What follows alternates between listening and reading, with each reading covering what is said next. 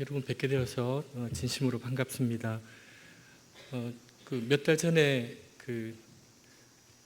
동서올로의 재판의 부당함을 알리기 위해 가지고 1인 시위를 하겠다고 피켓을 들고 총회관에 섰습니다. 눈도 많이 오고 굉장히 추운 날씨였는데요. 웬만하면 거기서 하고 끝내려고 했는데 총회 어르신들이 또 마지막 날에 사랑의 교회 모인다 그래가지고 서초센터에 모인다 해서 어쩔 수 없이 또 그쪽으로 가게 됐습니다.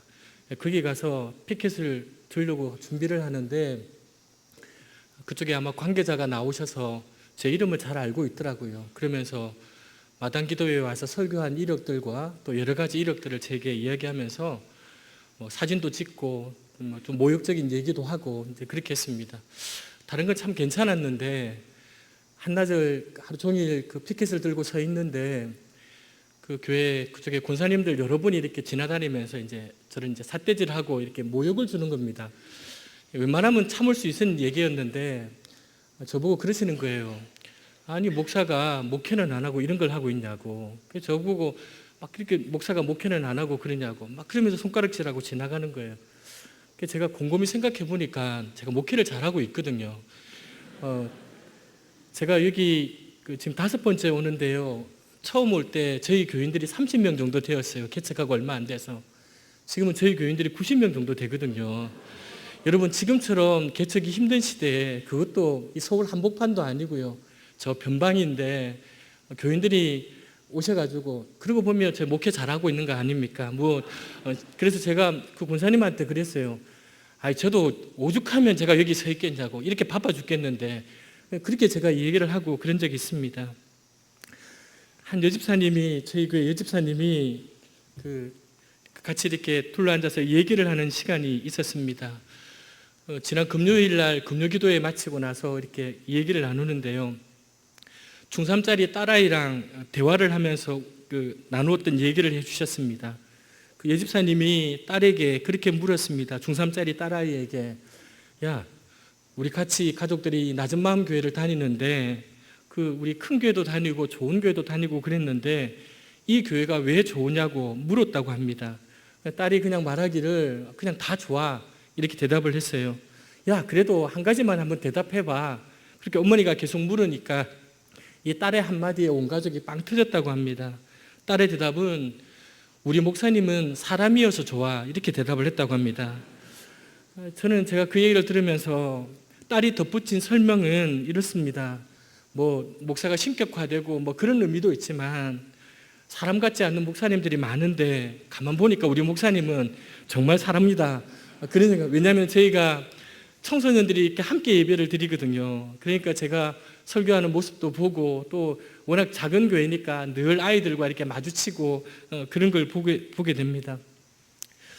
그 얘기를 듣는데 그 자리에서 저도 웃었지만 돌아서서 마음 한구석이 휑하고 참 착잡했습니다. 중3 아이 눈에 비친 우리 교회가 목회자가 그러하다는 사실이 너무 마음이 아팠습니다. 그리고 그 아이에게도 우리 교우들에게도 참 미안한 마음이 들었습니다. 사람 같은 목사 쉬운 일은 아닌가 보다. 그래도 그런 목사 되도록 몸부림치며 노력은 해보아야지 라는 다짐을 하게 되었습니다. 살다 보면 억울한 일들을 우리는 많이 겪습니다. 저도 얼마 전에 저희 아파트 엘리베이터 안에 저희 두 딸아이하고 함께 탔는데 저희 아파트 라인에 좀 짓궂은 분이 계세요. 여자분이 이렇게 내리면서 이렇게 얘기하는 거예요. 딸 둘 중에 하나라도 엄마를 닮지 이러고 그냥 내리는 거예요. 제가 곰곰이 잠깐을 생각을 했어요. 저 말이 무슨 말이지? 근데 아이들이 그냥 피식 웃는 거예요. 두 딸아이가. 저건 지금 나를 모욕하는 말인가? 아니면 아이들을 지금 순간 머리가 굉장히 복잡하는 거예요. 근데 그게 제 마음에 큰 상처가 되었어요. 집에 가서도 이 마음이 잘 안 풀리고요. 이 마음이 영 쉽지 않다. 그래 아주머니 보면 제가 괜히 째를 보고 막 그러거든요. 우리가 최근에 있었던 불쾌한 일, 힘든 얘기 해보라 그러면요. 사람들은 쉽게 대답을 잘합니다. 그런 이야기를 들을 때마다 우리는 참 상처가 많은 사람들이구나라는 것을 생각하게 됩니다. 그런데 최근에 경험한 일들 중에 기쁜 일, 행복했던 기억을 떠올려서 얘기해 보라고 하면 거의 하나도 말하지 못합니다. 근데 여러분, 우리 인생이 그렇게 힘겹기만 한 겁니까? 아닐 겁니다. 그런데도 우리는 불쾌한 기억과 힘겨운 일에 더 많이 반응하면서 살아가고 있습니다. 불행을 내면화하고 있다, 그럴 수 있습니다. 인생에서 우리가 맞이하는 다양한 경험 속에서 행복을 걸러내서 간직할 수 있는 여유가 우리에게서 사라졌습니다. 모래를 걸러내서 사금을 얻는 사람들처럼 우리들은 어떤 때는 행복과 감사의 채를 가지고 우리 인생을 한번 걸러볼 필요가 있습니다. 우리가 왜 행복함을 느끼지 못할까 생각해 보면 그건 보통 다 외로움 때문인 것 같습니다. 누군가 나의 삶을 든든하게 지탱해 주고 있음을 확신하면 우리는 한결 더 행복해질 수 있습니다. 오늘 본문에 등장하는 바나바가 사도행전에 그 이름이 처음으로 등장하는 곳이 있습니다. 사도행전 4장입니다. 사도행전 4장 후반부는 우리가 잘 알다시피 초대교회의 모습이 나옵니다. 4장 32절 같이 읽겠습니다. 이렇게 되어 있습니다. 믿는 무리가 한 마음과 한 뜻이 되어 모든 물건을 서로 통용하고 자기 재물을 조금이라도 자기의 것이라 하는 이가 하나도 없더라. 우리가 잘 알다시피 초대교회의 특징은 한마디로 있는 것과 없는 것을 서로 융통하는 유무상통, 이걸 초대교회의 특징이라고 얘기할 수 있습니다. 있는 자나 없는 자나 자신의 소유를 모두 내어놓고 필요한 대로 나누어 쓰면서 자기의 소유에 대해서 소유권을 주장하지 않았습니다. 여러분, 어떻게 이런 삶이 현실적으로 가능할 수 있겠습니까? 그런데 그 이유를 성경은 다음 절에서 이렇게 이야기합니다. 33절입니다. 사도들이 큰 권능으로 주 예수의 부활을 증언하니 무리가 큰 은혜를 받아. 해답이 뭡니까? 사도들이 말씀을 전했는데 거기에 있는 교인들이 은혜를 받은 거예요. 어떻게 그렇게 유무상통의 삶을 살 수 있었느냐면 은혜를 받았기 때문에, 교인들이.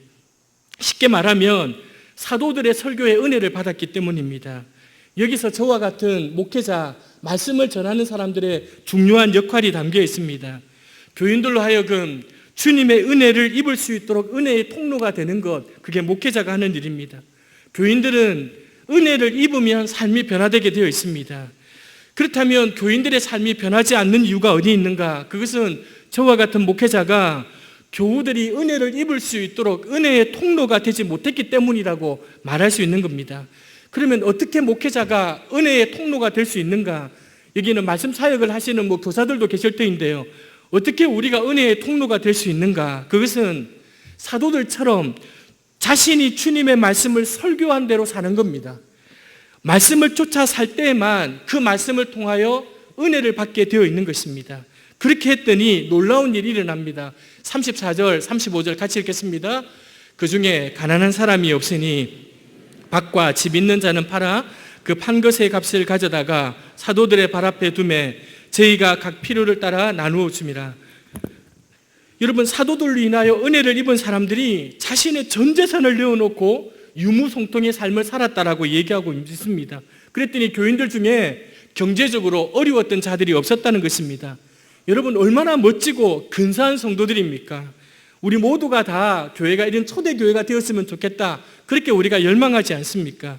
그런데 여러분, 이처럼 근사하고 위대한 삶을 살았던 많은 사람들의 이름은 모두 익명으로 처리되어 있습니다. 아무도 그 이름이 나와 있지 않습니다.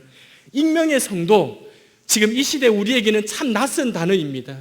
여러분, 우리는 할 수만 있다면 자신의 이름을 드러내고 싶고 할 수만 있다면 자기 과시를 하고 싶은 시대인데 초대교회 교인들은 그렇지 않았던 것 같습니다. 그런데 이 근사하고 위대한 성도들이 모두가 다 익명으로 처리되어 있는데 오직 한 사람만이 이름이 나타나고 있습니다. 36절, 37절입니다. 구브로족에서 난 레위족이 있으니 이름은 요셉이라 사도들이 일컬어 바나바, 번역하면 유로의 아들이라 하니 그가 밭이 있음에 팔아 값을 가지고 사도들의 발 앞에 두니라. 그 주인공이 우리가 잘 아는 바나바였습니다. 여러분, 왜 모든 근사하고 위대한 초대교회 교인들이 익명인 반면에 바나바만 이름이 기록되어 있을까? 그 이유는 우리가 이 이후에 이 사도행전 뒷부분에 바나바가 무슨 일과 무슨 역할을 담당했는지 살펴보면 우리는 그 해답을 알 수 있습니다. 여러분, 사도행전 9장으로 가면 우리가 잘 아는 사울이라는 청년의 회심의 장면이 나옵니다. 후에 위대한 사도 바울이 된 사울은 본래 예수 믿는 사람들을 돌로 쳐 죽이는 일에 앞장섰던 사람입니다. 그러던 사울이 다메섹에서 부활하신 예수님을 만나고 회심을 하게 됩니다. 그리고 그 회심 후에 그는 다메섹에서 자신이 만난 그 부활의 주님을 전파하기 시작합니다. 9장 20절에 보니까 예수가 하나님의 아들이심을 전파했다라고 얘기하고 있습니다. 여러분, 이때 사울의 마음이 얼마나 뜨거웠겠습니까? 여러분, 아마 불 그 자체였을 것입니다. 그런데 그런 사울의 회심에 당황한 사람들이 있었습니다. 그건 다름 아닌 다메섹에 있는 유대인들이었습니다. 사울의 변심에 당황한 다메섹에 있는 유대인들이 그를 죽이고자 했습니다. 신천지와 같은 이단 종파에 빠져 있다가 나와서 신천지의 허상을 말하고 다닌다고 해서 가끔 우리가 테러를 자행하고 하는 일들을 보게 되는데 바로 그와 같은 일들입니다. 사울은 다메섹에 있는 유대교인들이 자신을 죽이려 한다는 사실을 알고 밤에 몰래 광주리를 타고 다메섹을 빠져나와서 도망해서 아라비아 광야에서 3년 동안 거기에서 시간을 보내게 됩니다. 아라비아 광야에서의 3년의 시간은 홀로 경건의 훈련에 임하게 됩니다. 여러분, 말이 좋아 경건의 훈련이지 얼마나 외로운 시간이었겠습니까? 그리고는 3년이 지나서 이 사울이 다시 예루살렘으로 방문하게 됩니다. 그것은 바로 3년 전 대제사장의 공문을 들고 다메섹에 있는 그리스도인들을 색출하기 위하여 막 나아갔던 그 3년 만에 예루살렘으로 지금 사울이 귀환하고 있는 겁니다. 그렇다면 여러분, 예루살렘으로 돌아오는 이 사울의 마음의 감회가 얼마나 새로웠겠습니까? 3년 전에 그는 비닐을 눈으로 뒤집어 쓰고 있고 만물의 허상에 속아서 살았던 사람이었습니다. 하나님을 잘 믿는 사람처럼 보였지만 실은 그는 진리의 대적자였습니다. 자신의 신념을 위해서라면 폭력도 불사했던 그런 사람이었습니다. 그러나 그는 이제 참 진리이신 주님을 만나고 눈에 비늘이 벗겨지고 만물의 실상을 바르게 볼 줄 아는 사람이 되었습니다. 이제 주님을 쫓는 생명의 사람, 진리의 사람이 되었습니다. 여러분, 그렇기 때문에 그가 이제 영광스러운 주님의 몸된 교회의 일원이 되고 싶었던 것입니다. 이처럼 전혀 새로운 존재로 그는 이제 3년 만에 아라비아 광야에서 예루살렘으로 귀환하게 됩니다. 그러나 여러분, 예루살렘에서 그를 맞이하는 장면은 그의 예상과 전혀 맞지 않았습니다. 9장 26절 같이 읽겠습니다. 사울이 예루살렘에 가서 제자들을 사귀고자 하나 다 두려워하여 그의 제자됨을 믿지 아니하니 3년 만에 예루살렘으로 되돌아간 목적이 뭐냐면 제자들과 사귀고 싶었습니다. 공동체 안에 들어가고 싶었습니다. 여기에서 제자란 사도를 비롯해서 주님을 믿는 그리스도인을 통칭해서 말하는 겁니다. 그리고 여기서 사귄다는 말은 그냥 단순히 우정을 쌓는 정도가 아니라 삶을 함께 나눈다는 의미입니다. 즉 사울은요, 이제 예루살렘에 있는 그 제자들과 함께 삶을 나누고 그 공동체 안에서 동력하기 위하여 예루살렘으로 돌아왔던 것입니다. 그러나 사울의 기대와는 전혀 달리 그곳의 제자들은 모두 사울을 두려워해서 그의 말을 전혀 믿어주지 않았습니다. 자신을 배신자고 배교자로 간주하고 있는 유대교인들은 그럴 수 있다 칩니다. 그런데 자신이 동력자로 삼기 원하는 예루살렘의 제자들로부터 당하는 불신이다 보니까 사울의 낙담은 이만저만이 아니었습니다. 그런데 9장 28절에 보면 우리가 보았던 26절과는 전혀 상반된 사실을 증거해주고 있습니다. 28절입니다. 사울이 제자들과 함께 있어 예루살렘에 출입하며 사울을 두려워하고 믿지 않았던 예루살렘의 제자들이 사울을 받아들였어요. 단 한 절 만에, 한 절 건너뛰어서 한 절 만에 받아들였어요. 그뿐만 아니라 더불어 그들과 함께 행동을 하고 있습니다. 여러분, 26절의 상황을 보면 28절은 전혀 믿을 수가 없는 상황이에요. 도대체 여러분, 사울을 믿으려 하지 않던 제자들 사이에 어떤 일이 일어났기 때문에 이런 일이 일어나게 되겠습니까? 제자들이 사울을 불신했던 26절과 사울을 받아들여서 그와 함께 동행했던 28절 사이에는 도대체 무슨 일이 일어난 겁니까? 27절 마지막에 보면 전환이라는 동사군 끝나고 있습니다. 즉 누군가가 예루살렘의 제자들에게 사울이 믿을 수 있는 사람인 것을 누가 말해준 것입니다. 그를 누군가가 보증해 주었기 때문입니다. 사울에 대한 제자들의 불신과 두려움을 단번에 해소시키는 말을 한 사람이 있었다는 거예요. 그 사람이 도대체 누구입니까? 27절입니다. 같이 읽겠습니다. 바나바가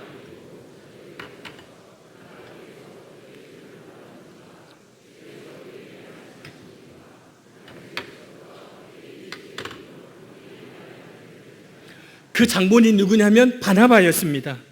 그가 사울을 직접 데리고 사도들에게 갔습니다. 그리고 사울에게 그간 있었던 일을 마치 자신이 그 현장에 있었던 것처럼, 마치 자신의 일인 것처럼 소상하게 제자들에게 설명해 주었습니다. 그리고 그 말로 인하여 예루살렘의 제자들이 사울에 대한 두려움과 사울에 대한 불신은 말끔하게 해소되었습니다. 그리고 사울은 그들과 서로 신뢰하는 관계가 되었다는 것입니다. 이런 의미에서 사울에 대한 바나바의 역할은 참으로 큰 것입니다. 여러분, 그렇다면 여러분 도대체 바나바가 어떤 사람이었기에 이런 일이 가능할 수 있었겠습니까? 여러분, 우리가 교회 안팎에서 많은 갈등을 빚습니다. 사람들 사이에 많은 갈등이 있지요. 근데 여러분, 우리가 경험하지 않습니까? 누군가의 말 한마디 때문에 오늘 이런 일이 쉽게 일어납니까? 일어나지 않습니다. 누군가의 말 한마디 때문에 화해하고 서로 하나 되는 거 쉬운 일이 아닙니다. 이거는 어느 때보다 불가능한 시대를 우리가 살아가고 있습니다.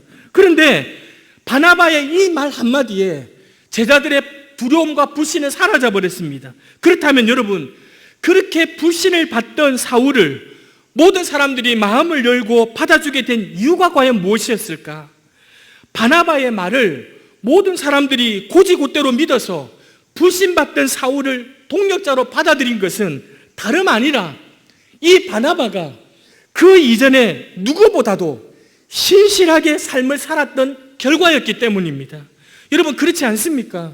만약 여러분 바나바 역시 사울처럼 예전에 진리를 짓밟던 자였었다면 그가 저처럼 이렇게 열변을 토하면서 사울을 옹호했다 할지라도 여러분, 예루살렘의 제자들이 사울을 받아들였겠습니까? 그럴 수 없습니다. 사랑하는 여러분, 한 인간의 신인 이 말의 무게는 그의 삶과 직결되어 있습니다. 진실된 삶을 사는 사람의 말이 가볍거나 거짓일 수 없고요, 진리와 동떨어진 사람의 말에 무게가 담기거나 듣는 이의 마음에 울림을 줄 리가 만무합니다. 당사자인 사울의 말은 모두가 불신했지만 제3자에 불과한 바나바의 말은 전폭적인 신뢰를 받았습니다. 그것은 그때까지 두 사람이 살아왔던 삶의 결과였습니다. 여러분, 사울의 지난 삶을 아는 사람들이 모두 바울을 불신하고 멀리할 때 사울을 사도들에게 직접 데리고 와서 그가 정말로 거듭난 그리스도인이 되었음을 보증해 준 사람이 바나바였습니다. 말하자면 이 사울이 초대교회 공동체의 울타리 속으로 들어올 수 있도록 안내자 역할을 해준 사람이 바나바였습니다. 그런데 그곳에서도 얼마 있지 않아가지고 다메섹과 마찬가지로 예루살렘에 있는 유대교 교인들이 사울을 죽이려고 했습니다. 사태의 심각성을 알았던 예루살렘의 제자들이, 믿음의 형제들이 사울을 설득해서 그를 다른 곳이 아닌 고향인 다소로 잠시 피난하고 보내게 됩니다. 그런데 잠시 갔다 올 줄 알았던 그 고향의 다소에서 이 사울은 13년을 보내게 됩니다. 다시 고향인 다소로 낙향해서 아마 사울은요 시리에 찬 하루하루를 보냈을 것입니다. 아마 자기 생각할 때는 한두 달이면 돌아가겠지라고 생각했는데 다소에서 13년을 머물러야만 했습니다. 그때 여러분, 사도행전 11장에 가면 그 고향인 다소까지 사울을 찾아갔던 인물이 있습니다. 그가 누군가 하면 오늘 우리가 알고 있는 바나바였습니다. 그저 지나가는 길에 인사차 들린 게 아니라 이 당시 바나바는 예루살렘 교회가 안디옥으로 파송한 목회자였는데 당시 안디옥 교회의 목회자였던 바나바는 사울을 데리고 안디옥으로 되돌아가서 그곳에서 사울을 자신의 동력자로 삼았습니다. 자연인 사울을 목사 사울이 되게끔 이끌어 주었던 사람 역시 바나바였던 것입니다. 그뿐만이 아니었습니다. 이 바울과 함께 최초의 선교 여행을 떠났던 사람 또한 바나바였습니다. 바울로 하여금 초대교회 공동체의 일원이 되게 한 것도, 목회자가 되게 한 것도, 나아가 선교사가 되게 한 것도 모두 바나바의 역할이었습니다. 한마디로 말해 그리스도인들을 돌로 쳐 죽이던 폭도 사울을 사도 바울이 되게끔 인도해 준 이가 바나바였습니다. 바나바가 없었던들 오늘 우리가 알고 있는 이 바울은 존재하지 않았을 것입니다. 바나바는 사울의 인생에서 그것도 가장 중요한 인생의 길목에서 없어서는 안 될 존재였습니다. 그렇다면 여기에서 우리는 앞에 처음에 사도행전 4장에 그 근사하고 위대한 초대교회 교인들을 모두가 다 익명으로 처리되어 있는데 왜 유독 바나바만 이름이 나와 있는가? 그 이유를 알 수 있습니다. 그 이유는 오늘 이 말씀을 읽는 우리 모두에게 주님께서는 바울이 진리의 사람으로 거듭나기도 전에, 바울이 주님을 알기도 전에, 바울이 여전히 죄 가운데 있을 때에 이미 바울을 위하여 바나바를 예비해 두고 계셨음을, 바나바야말로 바울을 위한 주님의 예비하심이었음을, 그리고 그 주님께서 인간을 위하여, 그리고 오늘 이 자리에 앉아있는 저와 여러분을 위하여 그렇게 역사하시는 분이심을 우리에게 일깨워 주기 위하여 사도행전 4장에 바나바의 이름만은 기록하고 있다는 사실입니다. 바나바의 이 히브리식 이름 의미가 위로의 아들, 격려의 아들이라는 의미입니다. 실제로 여러분, 이 바울이 살아가면서 자신이 주님을 알기도 전에 주님께서 이미 자기를 위하여 인생의 길목마다 이 바나바를 예비해 주셨음을 깨달을 때마다 그 사실이 바울에게 얼마나 위로가 되고 얼마나 격려가 되었겠습니까? 제가 경기도 구리에 작은 교회, 아주 작은 교회를 목회하고 있는데요, 처음 시작할 때 전에도 말씀드렸지만 딸들이랑 아내랑 저랑 교회를 개척했어요. 너무 무모한 개척이었어요. 다시 생각해도 이건 너무 무모한 개척이었어요. 여러분이 안 믿으실지 모르겠지만 저희 아내는 미인이에요. 저희 아내랑 결혼할 때요, 지금은 천국에 계신 저희 장모님이요, 다른 거 다 놔두고 한 가지만 약속하자, 교회 개척만 안 하면 아내 딸 줄게 그랬어요. 근데 제가 저희 아내 데리고 교회를 개척한 거예요. 그 약속을 지키지 못했어요. 제가 교회 개척하고선 장모님 유골이 안치되어 있는 낙골당에 가서 마음속으로 그렇게 약속드렸어요. 어머니, 제가 이 작은 개척교회 목사이지만 행복하게 목회할게요. 따님 고생 안 시키고 행복하게 목회할게요. 보람 있는 삶 보여드리도록 제가 애쓸게요. 그렇게 약속을 드렸어요. 여러분, 요즘은요 교회 개척하면 안 됩니다. 그것도 저처럼 그렇게 하면 안 됩니다. 4년이 지나서 이제 정말로 귀한 분들이 모였어요. 90여 명의 교인들이 모여 예배드리고 있어요. 매주 방문객들이 오고요, 요 근래에는 등록하시는 분들도 꽤 있어요. 제가 지금 무슨 말씀을 드리느냐 하면요, 제가 지금 여기 와 있을 사람이 아니라는 거예요. 솔직히 말씀드리면요, 별로 답답할 거 없는 은퇴 목사님들, 교수님들, 큰 교회 목사님들은 저하고 다르다니까요. 이 자리에 오시는 분들이요. 저는 지금 제 앞가림도 못하고 있는 목사예요. 그런데 여러분, 저희 교회에 한두 번 오시는, 지금도 그 생각, 오늘 누가 오셨을까? 제가 다른 분에게 설교를 부탁하고 왔는데 오늘 누가 오셨을까? 우리 교인들은 어떻게 잘하고 있을까? 이 생각밖에 안 드는 거예요. 저희 교회에 오시는 분들마다요, 얼마나 귀하고 좋은 분들인지 몰라요. 쉽지 않지만 건강한 작은 교회를 꿈꾸며 교회를 세척해서 발부돈 치니까요, 하나님께서 너무 좋은 분들을 제게 보내주셨어요. 그분들은 한 분 한 분이 제게 보내신 주님의 위로요, 주님의 격려였습니다. 구리에 처음 이사를 갔는데요, 저희 앞집에, 아파트 앞집에 사는 여자분이요, 어디서 뭐 하시냐 물어서 교회 팻말을 붙이고 교회 개척한다 그랬더니요, 혀를 차면서요, 여기는 교회가 안 된다고, 자기도 교회 다니지만 여기는 교회가 안 되는 동네라고 하는 거예요. 근데 그분이 지금 저희 교회 교인이에요. 여러분, 하나님께서요, 제가 교회를 개척하고 그래도 한번 살아보겠다고 발부등을 치니까요, 주님이 제게 주신 위로와 격려가 얼마나 많은지 몰라요. 바나바는 진리를 쫓아갈 사울을 위하여 미리 예비해 주신 주님의 위로요, 주님의 격려였던 것입니다. 그런데 여러분, 주님께서 바울을 위하여 예비하신 바나바는 자연인 바나바 한 사람만이 아니었어요. 실은 이 사도 바울이 가는 곳곳마다, 인생의 길목마다 주님께서 예비해 두신 바나바들이 이 바울을 기다리고 있었습니다. 주님의 그 위로와 주님의 그 격려 속에서 바울이 얼마나 충성되이 진리의 길을 걸어갔는지 우리는 여러분 성경을 통해 잘 알고 있지 않습니까? 이처럼 바울을 위하여 바나바의 은총을 미리 예비하신 주님께서 우리 주님이시라는 사실입니다. 여러분, 감격스럽지 않습니까? 여러분, 이 시간 한번 생각해 보십시오. 여러분과 저의 인생에, 지난 인생에 하나님께서 인생의 길목길목마다 베풀어 두신 바나바의 은총을 인생의 길목길목마다 서 있었던 많은 사람들, 방금 말씀드렸지만 저에게도 인생에 수많은 바나바가 있었습니다. 지금도 마찬가지고요. 제가 만났던 그 바나바들을 통해서 저는 길이요 진리요 생명이신 그리스도를 만났습니다. 저는 제 인생의 길목길목마다 만났던 바나바를 통하여 부족하지만 지금 저는 목회의 길을 걸어가고 있습니다. 부모님의 이혼과 아버지의 가장으로서의 불성실함, 사업 실패 등으로 인해서 불우한 청소년 길을 보낼 때 제가 이 한 작은 교회에서 만났던 너무 귀한 분들은 제게 너무나도 바나바와 같은 사람이었습니다. 부산에서 일반 대학을 다니다가 돈이 없어가지고 중퇴를 하고 학비도 주고 생활비도 준다는 꼬임에 넘어가지고 신학교를 가게 된 거예요. 저는 신학교를 가가지고요, 목회자 후보생으로 길을 걸을 때에도 결혼은 꿈에도 생각하지 못했어요. 결혼은 꿈꿀 수도 없는 사람이었어요. 그때 지금의 제 아내가 제 손을 잡아주었어요. 지금은 모두 하늘나라에 계시지만 제 장인어른과 장모님이 제 인물 하나만 보고 사위로 맞이하셨어요. 문득 이렇게 말씀드리고 나니까 한 가지 기억나는 게 있는데요. 제가 두 번째 여기 왔을 때 설교하고 식사하러 갔는데 한 분이 그러시더라고요. 제 얼굴을 딱 보시더니 멀리 볼 때가 나았다 이렇게 말씀하시더라고요. 그는 그 말이 무슨 뜻인지 잘 알아요. 솔직히 그때 밥이 잘 안 넘어가더라고요. 혹시 이 자리에 계시면 회개하셔야 됩니다. 그분은. 예.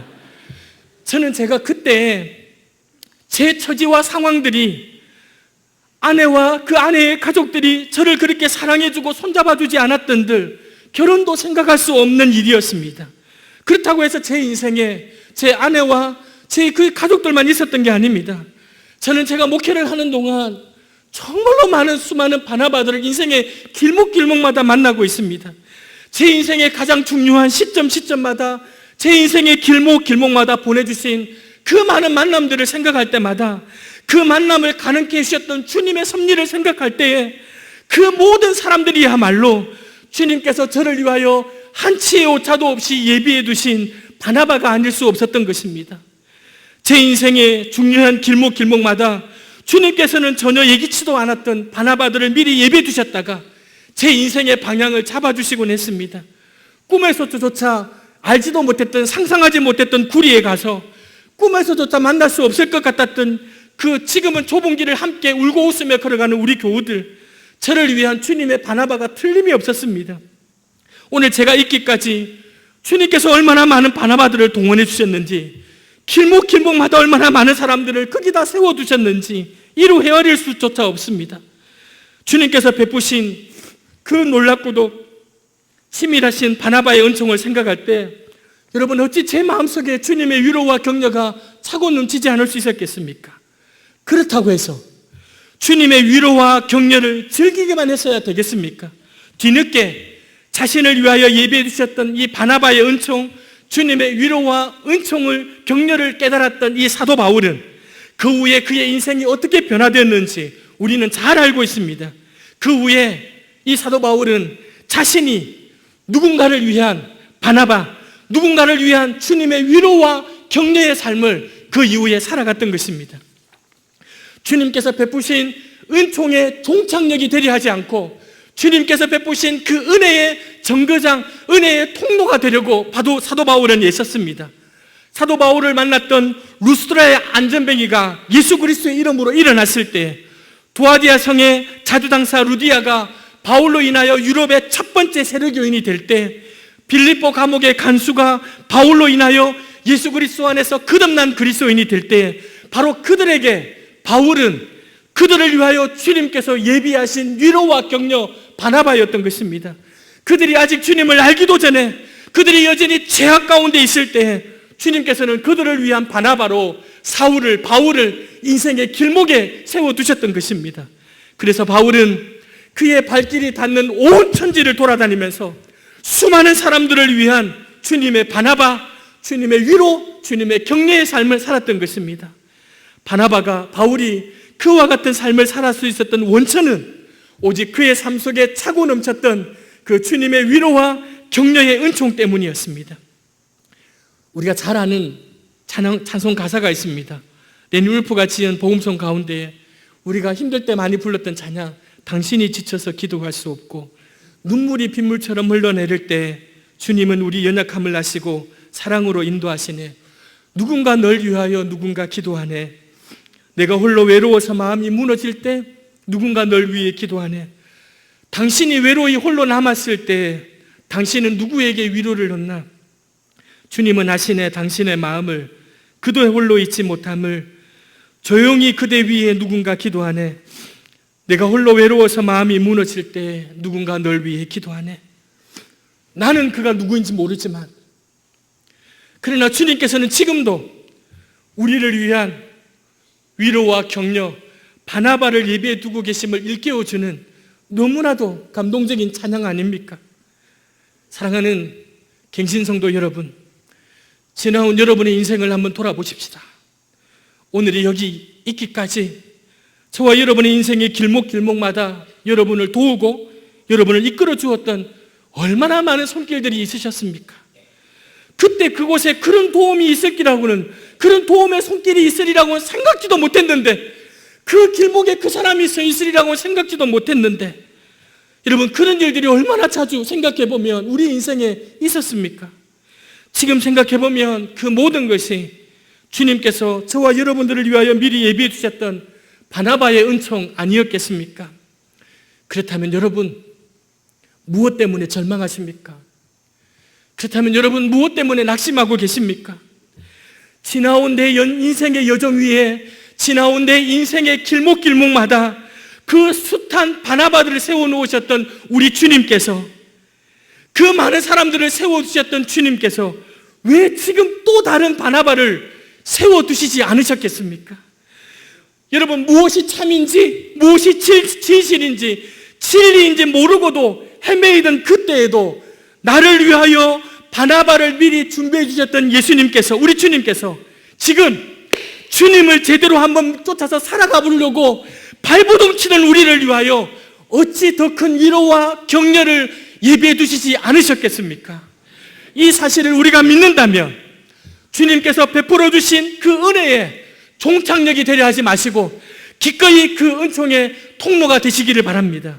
기꺼이 우리 또한 타인을 위한 바나바가 되어야 하지 않겠습니까? 우리 또한 누군가를 위한 위로와 격려의 사람이 되어야 하지 않겠습니까? 바로 그렇게 살라고 지금 여러분을 이 강남에 남겨두신 것 아니겠습니까? 혹시 여러분 모르셨습니까? 왜 우리를 여기에 남겨두셨는지 모르셨습니까? 주님이 우리 보고 그렇게 살라고 이 강남에 남겨두신 것입니다. 창세기 19장, 그 말씀은 우리가 잘 아는 소돔과 고모라에 멸망하는 장면입니다. 롯의 가족들이 급하게 소돔을 빠져나와서 소알에 들어가니까 해가 돋습니다. 해가 돋았는데 해가 떠오르면서 무슨 일이 있냐면 하늘에서 유황과 불이 피처럼 소돔과 고모라에 떨어졌습니다. 왜 하나님께서 여러분 소돔과 고모라에 유황과 불을 피처럼 내리셨습니까? 심판하셨기 때문입니다. 해가 또 올랐는데 하나님의 심판이 시작되어서 소돔과 고모라가 전부 다 뒤집어져 버렸습니다. 하나님께서 그 소돔을 뒤집어 엎으시는데 왜 롯의 가정은 하나님께서 살려주셨습니까? 이유는 이것입니다. 29절입니다. 같이 한번 읽겠습니다. 같이 읽겠습니다.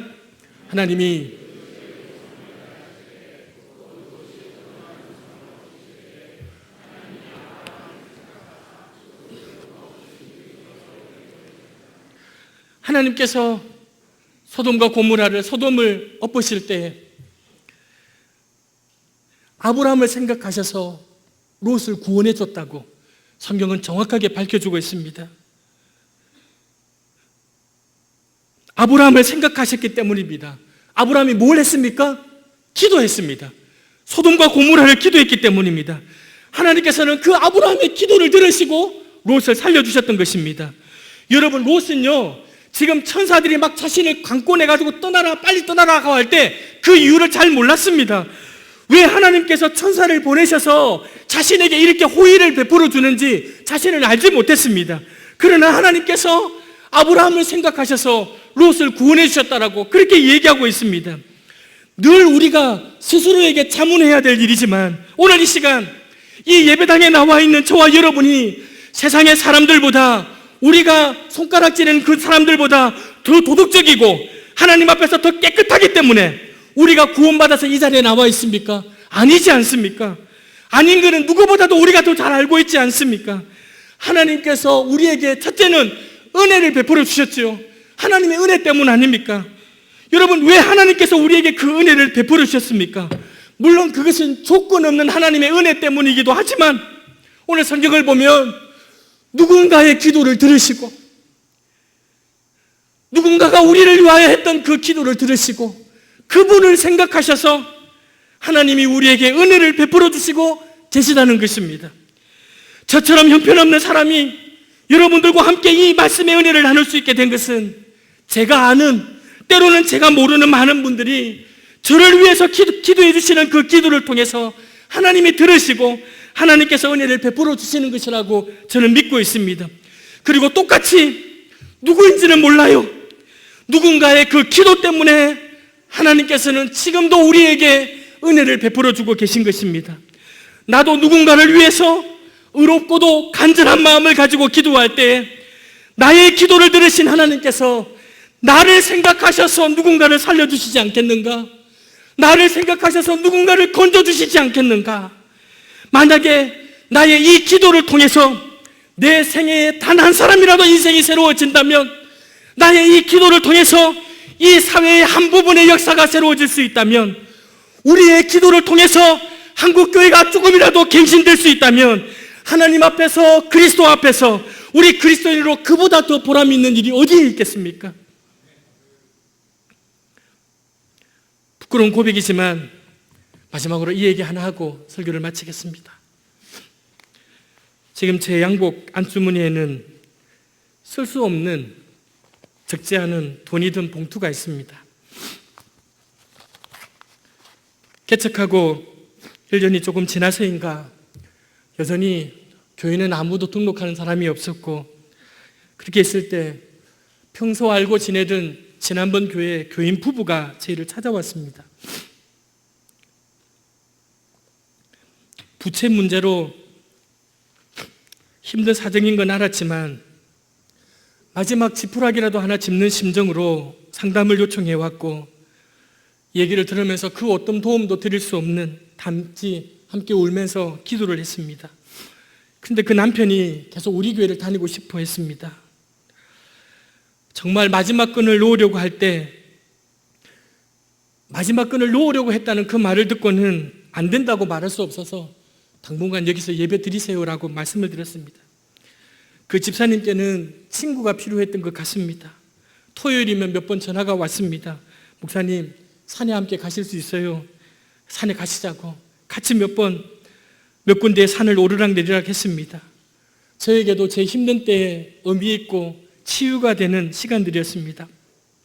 어느 날 어렵게 전화를 하셨습니다. 목사님, 지금 너무 급한 사정이 생겼는데 혹시 목사님 돈을 좀 빌려주실 수 있느냐고.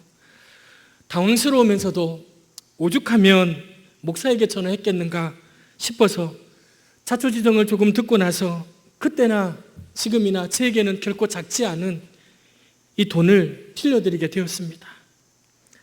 근데 그 집사님이 2년 전에 아내와 아이들을 제게 부탁하고는 스스로 목숨을 끊어버리셨습니다.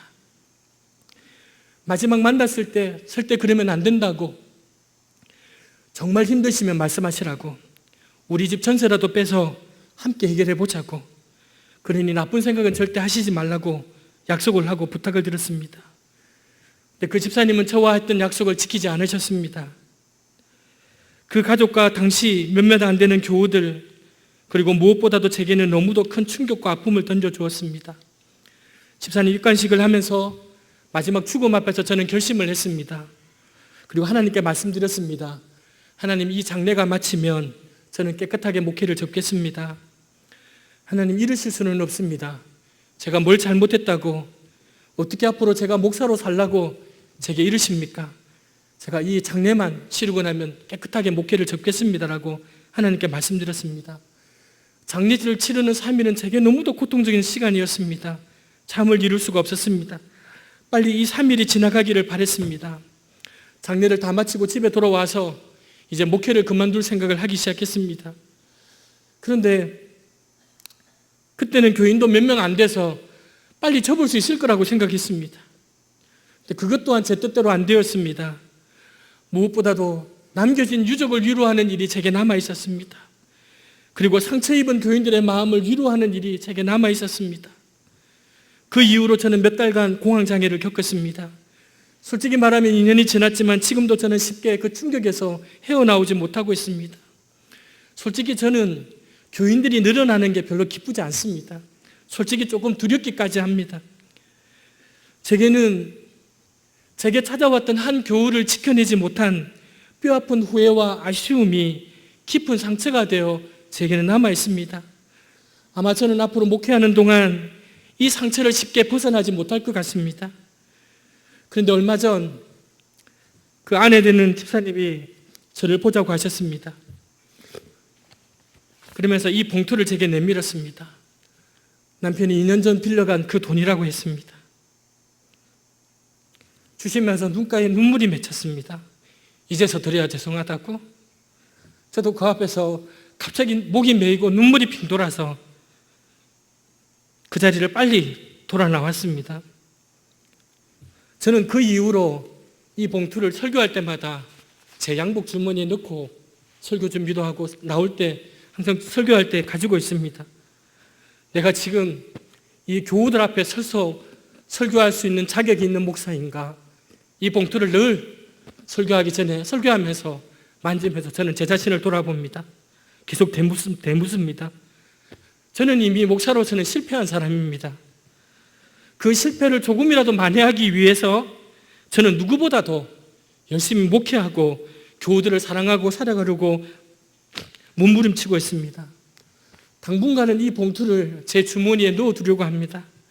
언젠가 그 송구함과 미안함이 가시는 날 이 돈을 가장 아름답고 근사하게 사용하려고 합니다. 저는 그 교우와의 만남이 제게 큰 아픔을 준 것은 사실이었지만 저는 제 인생의 길목에서 만났던 또 한 분의 바나바였습니다. 제 삶이 바뀌었습니다.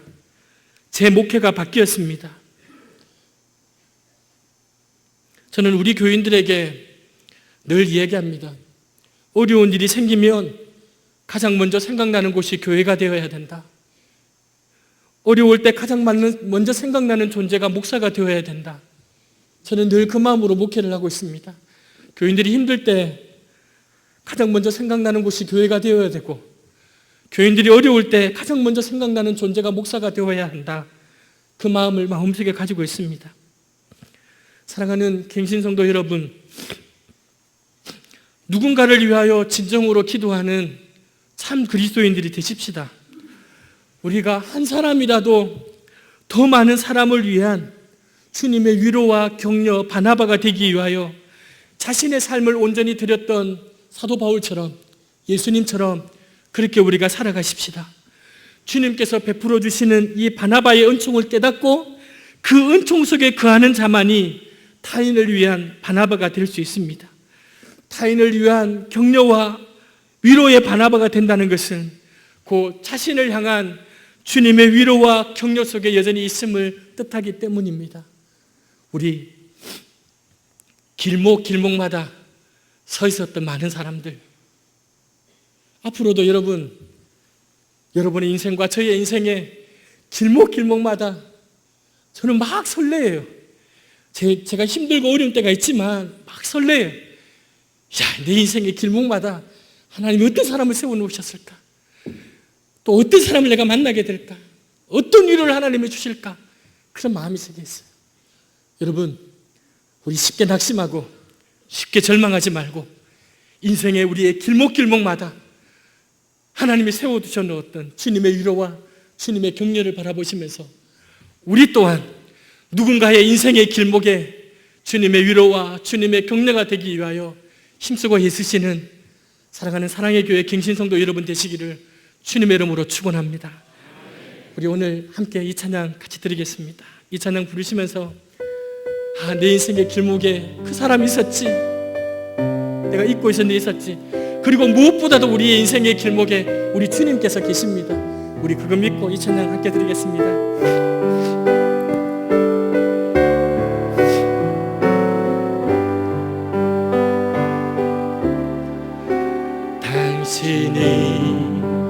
지쳐서 기도할 수 없고 눈물이 빗물처럼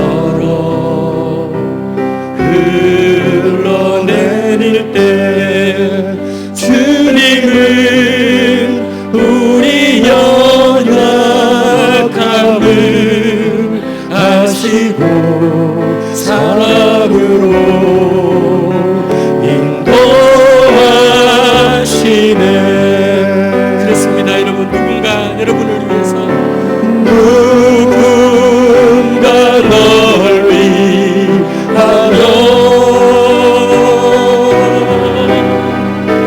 누군가 기도하네.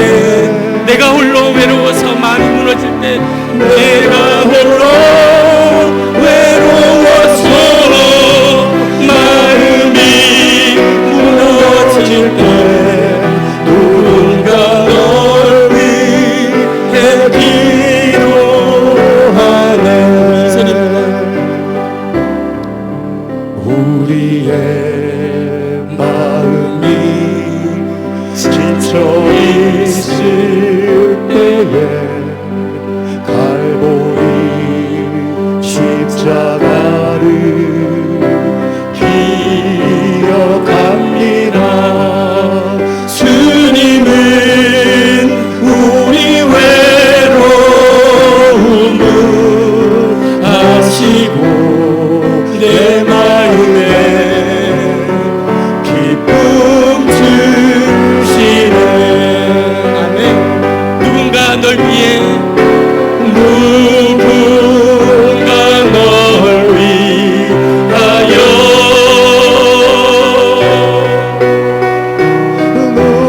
누군가 기도하네. 내가 홀로 외로워서 마음이 무너질 때 누군가 널 위해 기도. 우리 한 번 더 누군가 널 위해 기도하네. 누군가 널 위해 기도하네. 누군가 널 위하여 지금도 여러분들을 위해서 기도하십니다. 다 기도하네. 내가 홀로 외로워서 마음이 무너질 때, 홀로 외로워서 마음이 무너질 때 누군가 널 위해 기도하네. 사랑하는 여러분, 지난 우리의 인생의 세월 동안 내 인생의 길목길목마다 참으로 많은 바나바들이 있었습니다. 우리가 잊어버려서 그렇지, 지금 우리 된 것은, 나의 나 된 것은 바로 그 주님께서 베푸신 바나바의 은총 때문이었습니다. 하나님, 내가 그 은혜 때문에 지금 여기 서 있습니다. 하나님, 나도 누군가를 위한 위로와 격려자로 살게 하여 주옵소서. 은혜의 종착역이 아니라 은혜의 통로가 되게 하여 주옵소서. 우리의 기도로 인하여 누군가의 한 생명이 살 수 있다면, 우리의 기도로 이 사회의 한 부분이 바뀔 수 있다면, 우리 갱신성도 여러분의 기도로 우리 한국교회의 한 부분이 갱신될 수 있다면 기꺼이 하나님 우리가 헌신하며 살겠습니다. 하나님, 지금까지 나를 인도하여 주셨던 주님, 앞으로도 내가 그런 삶을 살겠습니다. 우리 결심하면서 함께 기도하도록 하겠습니다. 기도하겠습니다. 하나님 아버지, 지난 세월 동안 우리의 인생의 길목길목마다 하나님 이제 많은 분들을 세워두시고 하나님 우리에게 그 은총과 은혜를 베풀어 주신 하나님 감사합니다. 지금 우리가 우리의 된 것이 내 힘과 내 의지로 된 것이 아니라 주님께서 베풀으셨던 그 수많은 은총과 그 수많은 은혜 때문임을 잊지 않게 하여 주옵소서. 우리도 또한 누군가를 위한 하나님 바나바로 사용하여 주옵소서. 우리를 누군가를 위한 주님의 위로와 주님의 격려의 도구로 사용하여 주옵소서. 우리 갱신성도가 주님의 베푸신 은혜의 종착역이 되지 않고 은혜의 통로가 될 수 있도록 하나님 우리를 인도하여 주옵소서. 그게 우리를 강남에 남겨두신 이유가 아닙니까? 아직도 우리를 강남에 남겨두신 이유가 바로 이 이유 때문 아닙니까? 하나님, 우리가 그렇게 살아갈 수 있도록 하나님 우리에게